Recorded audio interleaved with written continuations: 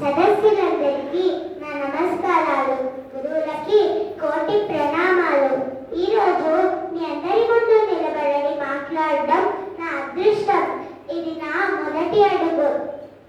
ఈ నా ప్రయాణానికి ప్రేరణ నా చేచతాత గారి నుండి వచ్చింది. ఆయనలాగా నేను పాండిత్యం కలిగిన దాన్ని కాదు, పోటీ కోసం కాదు, ప్రదర్శనం కోసం కాదు, నేర్చుకోవడానికి. ఈరోజు నేను మాట్లాడబోయే విషయం నరసింహావతారం. నరసింహ కథ అందరికీ తెలిసినదే కదా, అందుకనే దాంట్లో ఉన్న తత్వాన్ని మీ ముందు కొంచెం కొంచెంగా చూపించడానికి ప్రయత్నిస్తాను. ముందుగా ప్రార్థన చేద్దాం. నరసింహ శరణంటిరా పరాత్పర నన్నో మంచల మీరగా సుప్రసన్న లక్ష్మీ నరసింహ శరణంటిరా.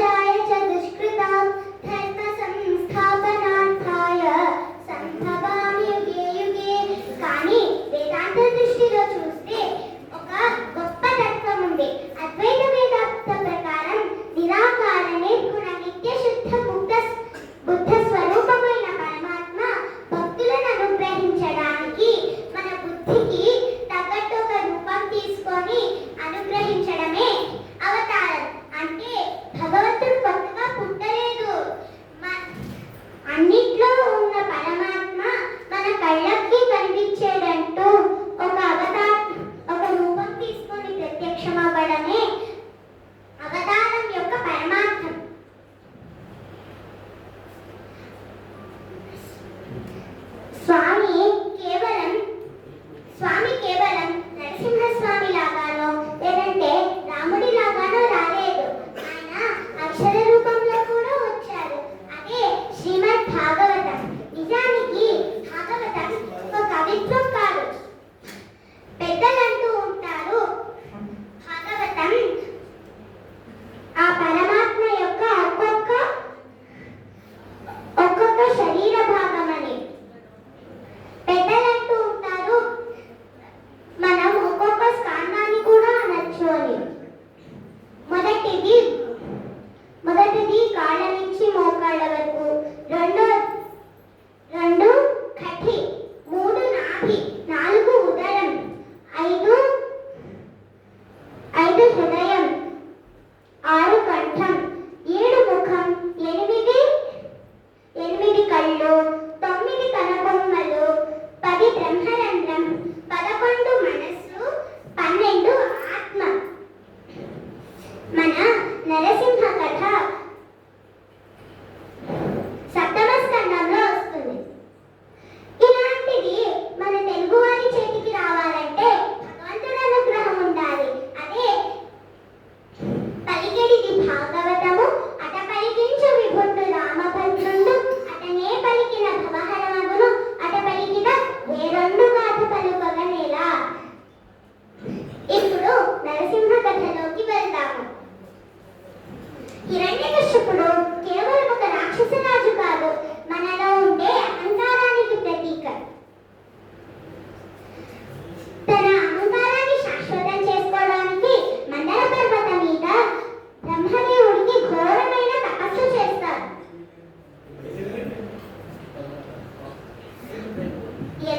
ఎలా చేస్తాడంటే తన కపాలం నుంచి వచ్చిన తపోని లోకాలన్నింటినీ దహించే పరిస్థితికి వచ్చింది. అప్పుడు దేవతలందరూ బ్రహ్మదేవుడిని ప్రార్థిస్తే ఆయన హిరణ్యకశ్యపుడు ముందు ప్రత్యక్షమయ్యి, కళ్ళు తెరువు నాయన, నీ తపస్సు మమ్ము జయించింది.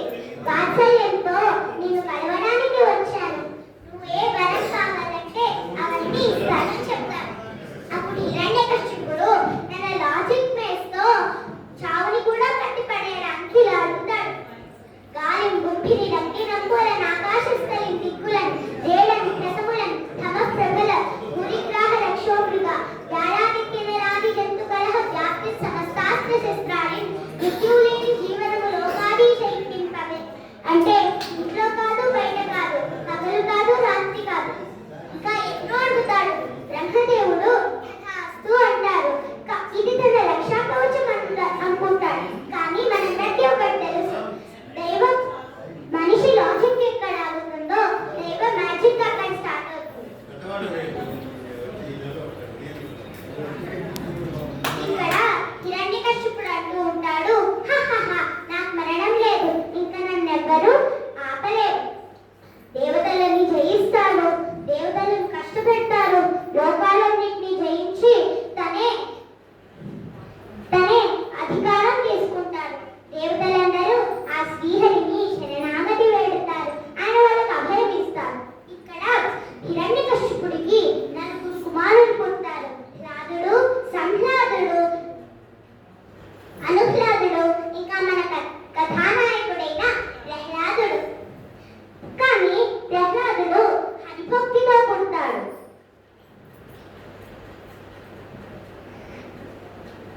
మనం బయట నుంచి చూస్తే ఇది తండ్రి కొడుకులకి జరిగిన పోరాటం. కానీ లోపల చూస్తే అది అహంకారం ఇంకా భక్తికి జరిగిన ఆంతరంగిక సంగ్రామం.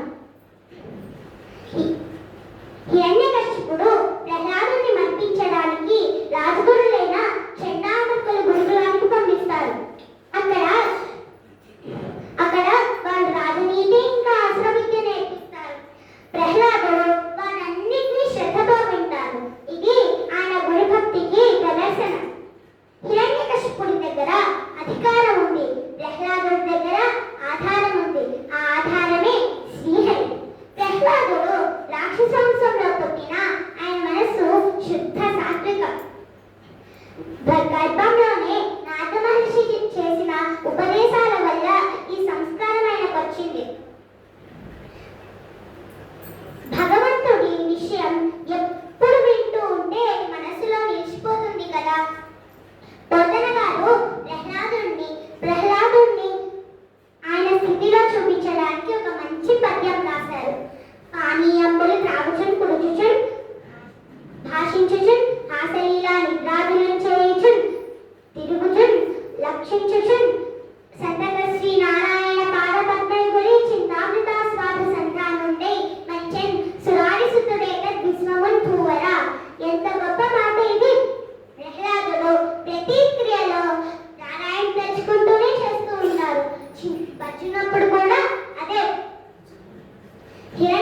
హిరణ్యకశిపుడికి తన వంశంలో ఇంత సౌమ్యత, సాత్వికం ఇంకా ఏ రాక్షసుడు లేకుండా పుట్టడం నచ్చలేదు.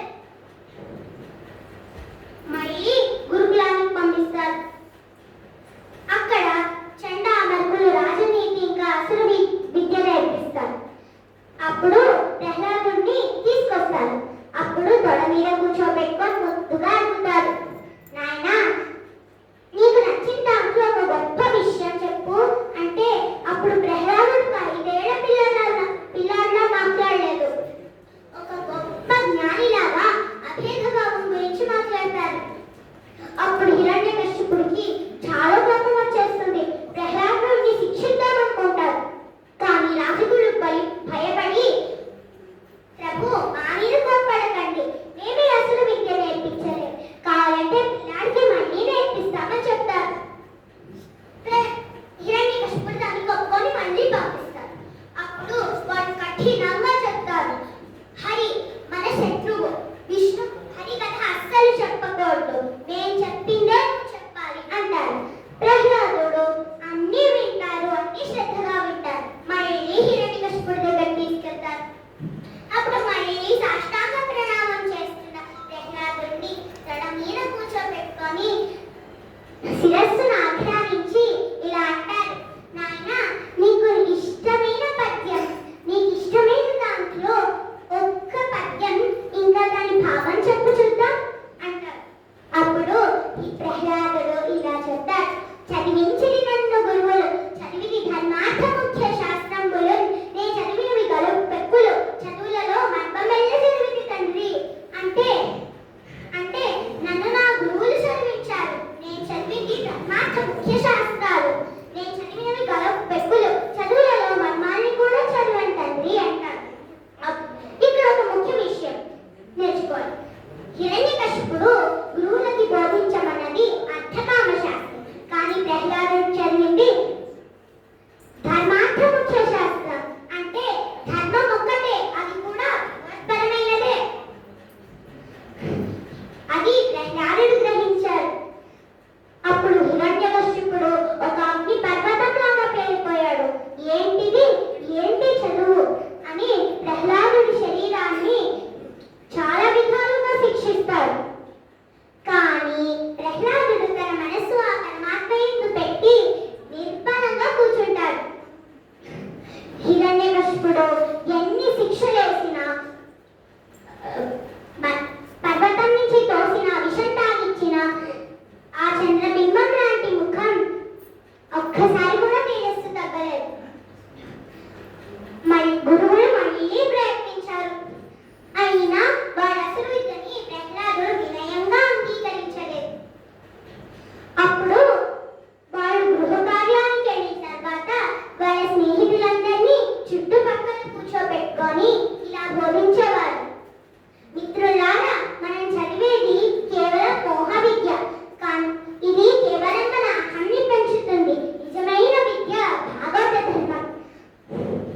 అప్పుడు వాళ్ళు అడుగుతారు, ఏంటి ప్రహ్లాద, మనం అందరం ఒకే గురుకులంలో చదువుతున్నాం కదా, మరి నీకు ఈ జ్ఞానం ఎక్కడి నుంచి వచ్చింది అని అడిగితే అప్పుడు ప్రహ్లాదుడు గర్భంలో నారద మహర్షి ఉపదేశాన్ని చెప్తారు.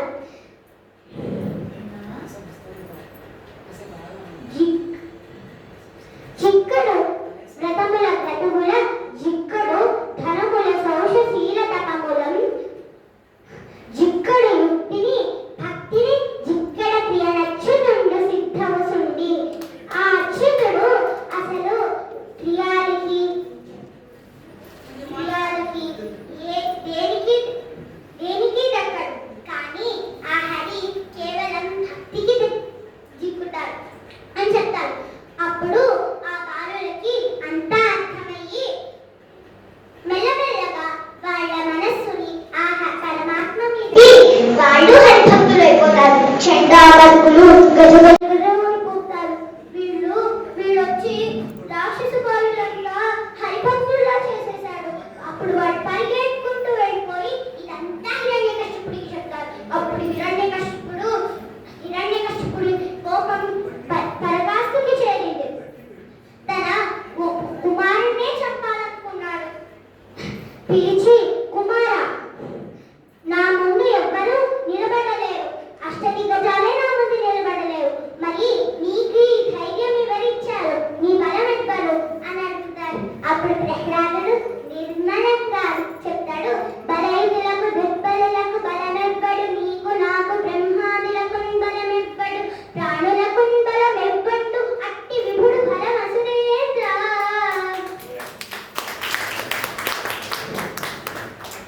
బలైదులకు దుర్బలులకు బలమెవ్వరు, నీకు నాకు ఈ బ్రహ్మాది దేవతలు ఇంకా బ్రహ్మాండానికి బలమెవ్వడు, ప్రాణులకు బలమెవ్వడు, అట్టి విభుడే ఆ శ్రీ మహావిష్ణు అసురేంద్ర అని చెప్తారు. అప్పుడు హిరణ్యకశిపుడు అంటాడు, అసలు నీకు ఈ జ్ఞానం ఎక్కడి నుంచి వచ్చింది, కావాలంటే ఈ విష్ణు ఎక్కడున్నాడు, ఈ దిక్కులో ఉన్నాడా ఆ దిక్కులో ఉన్నాడా అంటాడు. అప్పుడు ప్రహ్లాదుడు నిర్మలంగా అంటాడు, ఇందువలు రందులేడని సందేహము వద్దు, చక్రి సర్వోపగతుండు, ఎందెందు వెతికి చూసిన అందందే గలడు, దానవాగ్ని వింటే ఇక్కడున్నాడు అక్కడున్నాడు సందేహం వద్దు, ఆ చక్రి అన్ని చోట్ల ఉన్నాడు, ఎక్కడెక్కడ వెతికి చూసినా అక్కడక్కడే ఉంటాడు, కానీ వింటే కదా. అప్పుడు హిరణ్యకశిపుడు నమ్మి వెంటనే స్తంభాన్ని గట్టిగా వేసుకొట్టాడు. అప్పుడు జరిగింది ఆ మహాద్భుతం. హిరణ్యకశిపుడు స్తంభాన్ని కొట్ట వెంటనే మనిషి కాదు, మృగం కాదు, ఏది కాదు, ఒక అద్భుతమైన హరివాయుతో సృష్టించిన రూపం వచ్చింది. అదే శ్రీ నరసింహావతారం. స్వామి కనుబొమ్మలు హరివిల్లులో ఉన్నాయి. గర్జిస్తూ ఆయన బయటకు వచ్చాడు.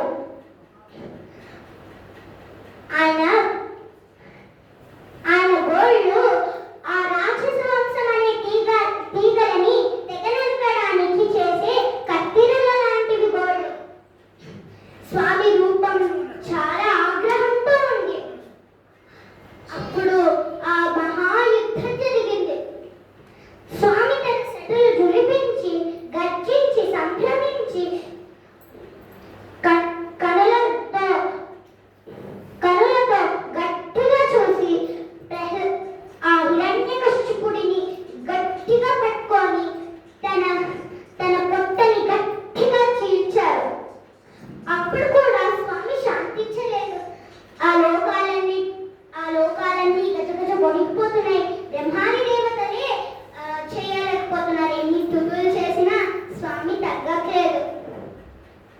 మళ్ళీ స్వామి వచ్చి వాళ్ళు లక్ష్మీదేవిని అడిగితే ఆమైతే గజగజ వణికిపోయి, వద్దు స్వామి కోప పరిస్థితిలో నేను వస్తే ఇంకా నా వల్ల కాదన్నారు. అప్పుడు బ్రహ్మాది దేవతలందరూ ఆ చిన్ని ప్రహ్లాదుడి దగ్గరికి వెళ్ళి అన్నాడు, కుమార, నీ భక్తి కోసమే స్వామి వచ్చి ఇలా వచ్చారు కదా, నువ్వే ఆయనను శాంతింపజేస్తావా అని అడుగుతారు. అప్పుడు ప్రహ్లాదుడు ఏమాత్రం భయం లేకుండా నిర్భయంగా స్వామి దగ్గరికి వెళ్తారు. ఇలా స్తుతిస్తారు ప్రహ్లాదుడు, స్వామి దయచేసి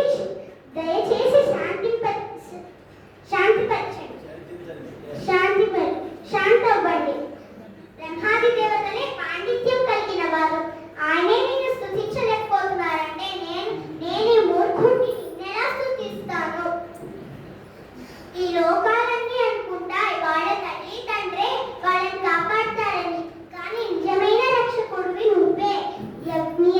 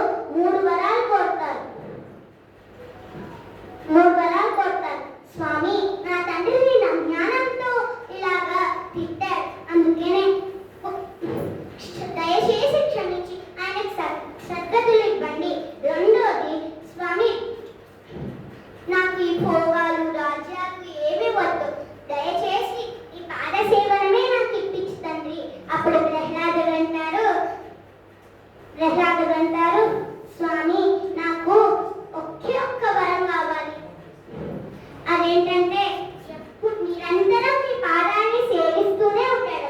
అప్పుడు నరసింహుడు అంటారు, ప్రహ్లాద అలా నువ్వు అనకు. కేవలం నా స్పర్శతోనే నీ తండ్రి సద్గతి పొందేశాడు. ఇంకా కేవలం నీ తండ్రి సద్గతి పొందలే, ఈ 21 తరాలు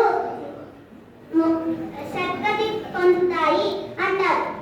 అప్పుడు ప్రహ్లాదుడు వినయంగా స్వామి కాళ్ళకు పడి నమస్కరిస్తాడు. అప్పుడు నరసింహస్వామి ప్రహ్లాదుడిని దగ్గర తీసుకొని ఒళ్ళో కూర్చోపెట్టుకొని శిరస్సుని ముక్కు తాకుతారు అభయహస్తంతో. అప్పుడు ప్రహ్లాదుడి పరమానంద కళ్ళతో నీళ్లు పెట్టేసుకొని స్వామిని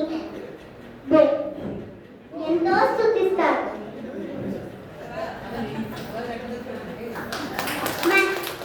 మనం ఒకటి నేర్చుకోవాలి.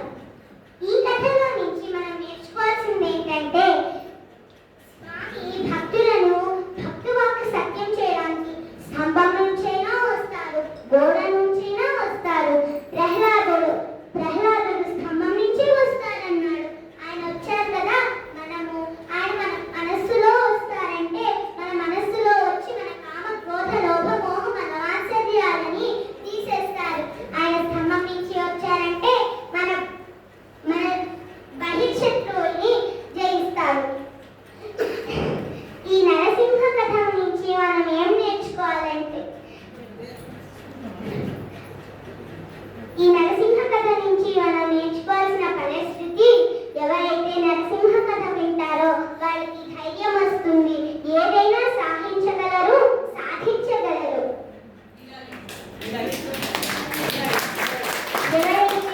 ఎవరైతే ఈ నరసింహ కథని వింటారో వాళ్ళకి సద్గతి వస్తుంది అని ఈ నరసింహ కథ ఫలశ్రుతి. ఇదంతా